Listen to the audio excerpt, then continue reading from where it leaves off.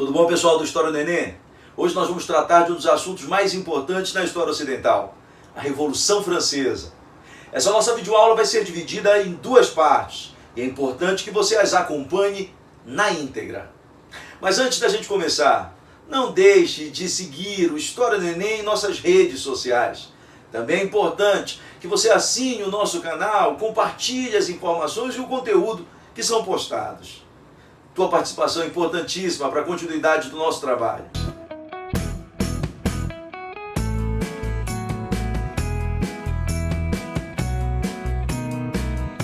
Então vamos lá! A Revolução Francesa, sem sombra de dúvida, é um marco de transição da Idade Moderna para a Idade Contemporânea. Ela representa, antes de mais nada, a queda das monarquias absolutistas, simboliza o auge político da burguesia. Nós costumamos dizer que a partir da Revolução Francesa, as tradições medievais que persistiam ainda na Europa são abolidas, derrubadas, e uma nova ética, uma nova estética, uma nova estrutura capitalista e burguesa começa a ser construída. E é importante que a gente pense a Revolução Francesa nessa direção. Mas antes de começarmos a falar sobre o processo revolucionário em si, é importante que tenhamos uma análise clara da França pré-revolucionária, da França antes da Revolução. Do ponto de vista político, a França era a mais típica monarquia absolutista da Europa, aquela monarquia absolutista de manual, que congrega todas as características.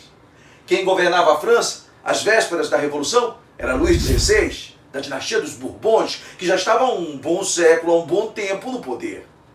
Luís XVI concentrava todos os poderes. Ele era o executivo, o legislativo, o judiciário, típico monarca absolutista clássico.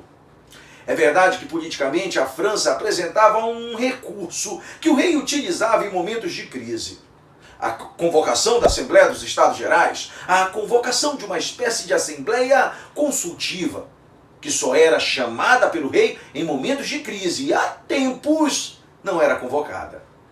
O detalhe importante é que se você compreende a Assembleia dos Estados Gerais, tu consegue ter uma radiografia perfeita do que era a França sociologicamente. A Assembleia dos Estados Gerais era composta por três grupos, por três estados, com deputados e representantes do clero, o primeiro estado, com deputados e representantes da nobreza, o segundo estado, e com deputados e representantes da burguesia e das camadas populares, o terceiro estado.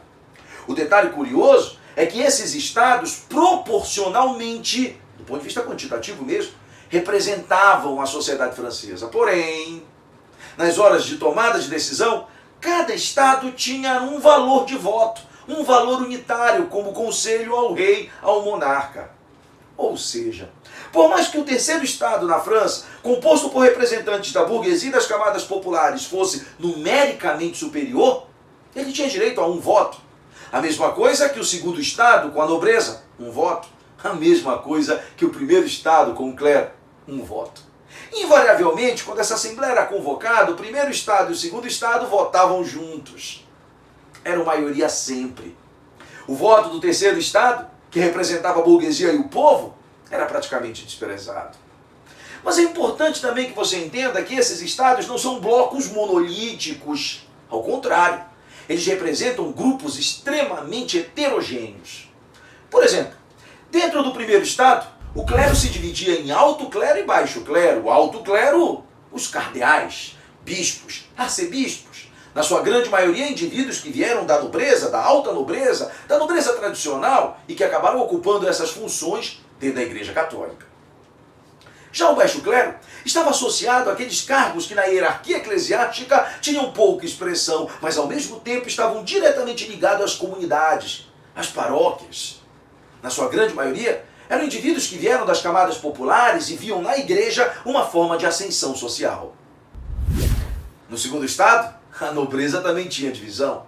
Existia uma nobreza tradicional, uma nobreza de sangue, descendente dos antigos senhores feudais, que participava das festas, dos palácios e sempre cortejavam o rei lá em Versalhes. Versalhes, uma cidadezinha próxima de Paris, para onde a corte praticamente havia sido transferida, com festas, bailes e pompas. É importante lembrar que o absolutismo francês é pomposo, gosta das simbologias e mantém essas tradições ao pé da letra.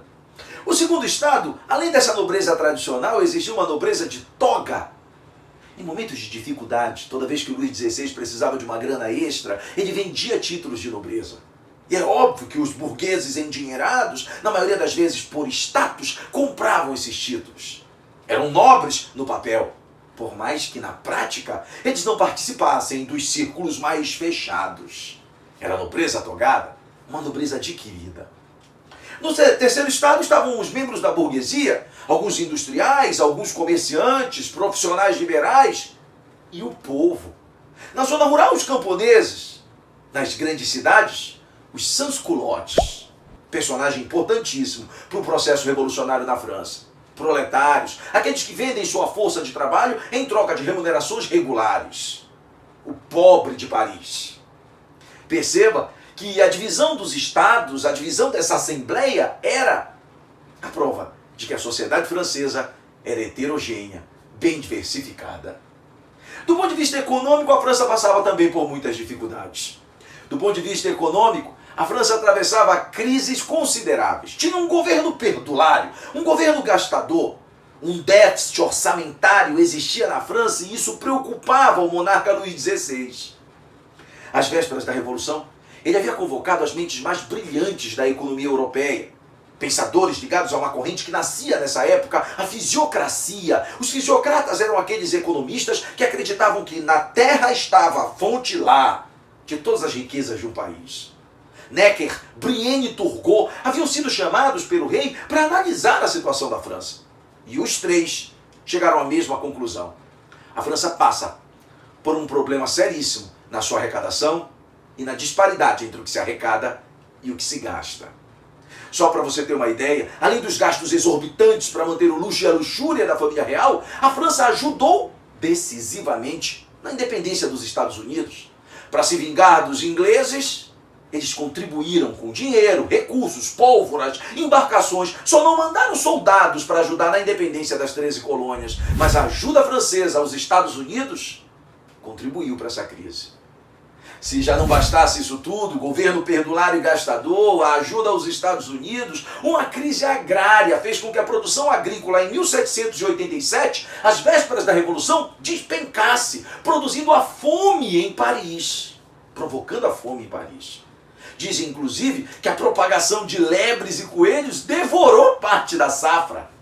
A situação é periclitante. A situação da França às vésperas da Revolução não era nada fácil.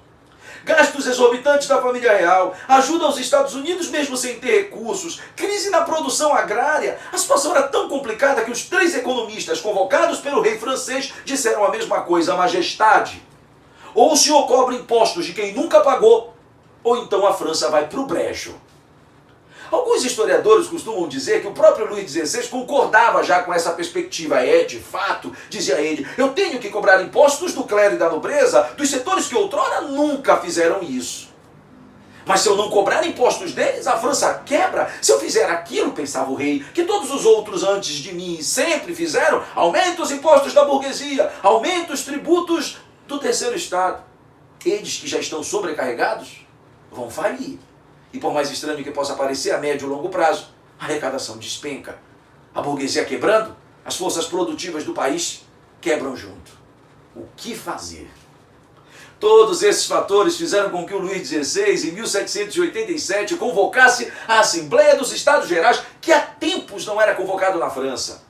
A Assembleia dos Estados Gerais foi convocada para discutir esta questão, a questão tributária, a arrecadação, os gastos, saídas para a França, em função dessa crise.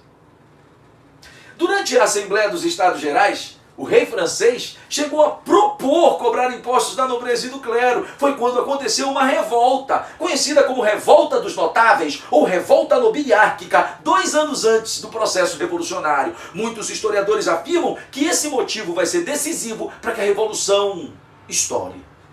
A revolta dos notáveis aconteceu quando os membros do clero e da nobreza do primeiro e do segundo estado negaram-se a abrir mão dos seus privilégios, negaram-se a contribuir com o Estado, negaram-se a pagar impostos, fazendo com que o rei tomasse a decisão que ele mesmo tinha medo. Aumentar os impostos do terceiro estado, sobrecarregando ainda mais a burguesia e as camadas populares, criando cenário para uma revolução inevitável. 2 anos se passam. E em 1789 a situação da França só piorou. Os gastos exorbitantes continuavam e a arrecadação progressivamente caía, porque a burguesia sobrecarregada com impostos falia. Foi nesse momento, em 1789, que o processo revolucionário se desenhava. Mas isso nós vamos ver na próxima aula. Não esqueçam, 2 partes para a Revolução Francesa, para facilitar o teu entendimento. Assista na íntegra a próxima aula, que nós vamos para o desfecho desse episódio.